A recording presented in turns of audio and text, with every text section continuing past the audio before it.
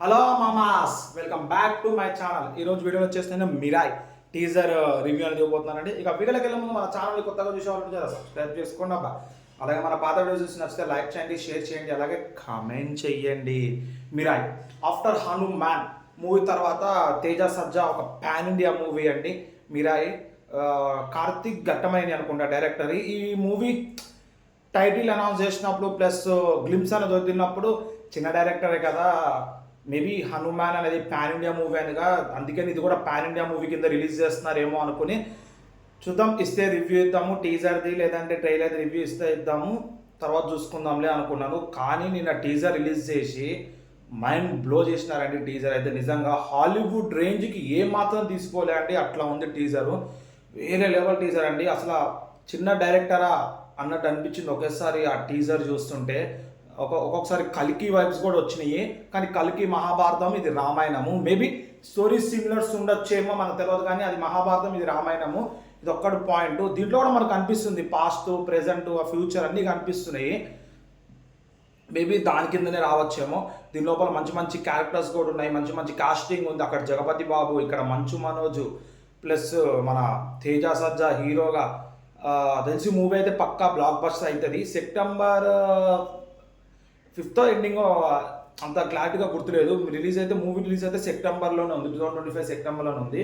1 year పైనే shooting start అయింది. చాలా ప్రొలాంగ్ అవుతుందంటే షెడ్యూల్స్ అంటే దాన్ని బట్టి అర్థం చేసుకోండి. మూవీ ఒక వేరే లెవెల్ ర్యాంప్ క్రియేట్ చేయబోతుందని మనకు అర్థమైపోయింది. మంచు మనోజ్ చాలా గ్యాప్ తర్వాత మన భైరవం వచ్చింది, కానీ చాలా గ్యాప్ తర్వాత మిరాయ్ ఫస్ట్ యాక్సెప్ట్ చేసిండు, తర్వాత భైరవం యాక్సెప్ట్ చేసిండు.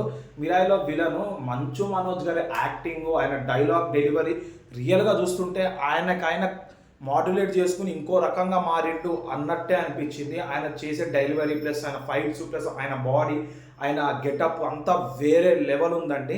ఒకవేళ ఈ సినిమా కానీ అనుకున్న రేంజ్లో బ్లాక్ బస్టర్ అయితే మంచు మనోజ్ గారు పాన్ ఇండియా విలన్ అవుతాడండి. ఇంకా ఆయన ఫ్యూచర్ అనేది ఒక మార్క్లో క్రియేట్ అయిపోతుంది. ఆయన తక్కువ అంచనా వేసిన వాళ్ళందరూ ఆయన కాళ్ళ కిందకి రావాల్సిందే. అంత మంచి క్యారెక్టర్ మంచు మనోజ్కి పడింది. విలన్గా అంటే ఇప్పుడు వరకు మంచు మనోజ్ని ఎవరు విలన్గా యాక్సెప్ట్ చేయలేదు. చూద్దాం, ఇప్పుడు మంచు మనోజ్ ఫ్యాన్స్ కూడా ఉంటారు కదండి, వాళ్ళు కూడా విలన్గా యాక్సెప్ట్ చేస్తారేమో చూద్దాము. ఇంతకుముందు ఆయన comedy plus comedy hero roles అలాంటి టైప్లో మూవీస్ అని చేసి కొన్ని సెంటిమెంటల్ అక్కడక్కడ పండించి అలాంటి మూవీస్ అని ఆయన కూడా బాగానే బాగుంటుంది. దొంగ ఇలా కరెంటు తీగల చాలా మూవీస్ బాగుంటాయి. ఫస్ట్ టైం విలన్గా రావడము ప్లస్ అది సర్ప్రైజింగ్గా ఉంది. మంచు ఫ్యాన్స్ అందరికీ సర్ప్రైజింగ్గానే ఉంది మంచు మనోజ్ విలన్గా రావడము. చూద్దాం మూవీ అనేది ఏ రేంజ్కి వెళ్తుందో, మంచు మనోజ్కి ఎంత సక్సెస్ వస్తుందో, తేజ సజ్జాకి ఎంత సక్సెస్ వస్తుందో, ప్లస్ కార్తిక్ ఘట్టమైని డైరెక్టర్కి ఎంత సక్సెస్ వస్తుందో, ప్రొడ్యూసర్ పీపుల్ మీడియా ఫ్యాక్టరీ అనుకుంటా వాళ్ళకి ఎంత సక్సెస్ చూద్దాం. ఇక మూవీ నుంచి మనకి ఏమైనా లేటెస్ట్ అప్డేట్స్ వస్తే ప్రతి ఒక్కటి మన ఛానల్ అప్లోడ్ చేస్తాను. ఇవన్నీ వీడియోస్ మీకు రావాలంటే మన ఛానల్ సబ్స్క్రైబ్ చేసుకుని పక్కన బెల్ ఐకాన్ క్లిక్ చేస్తాను. ఇట్లా వీడియోస్ పెట్టగానే మీకు ఇట్లా నోటిఫికేషన్ వస్తాయండి. దాట్స్ ఇట్ అండి ఈరోజుకి.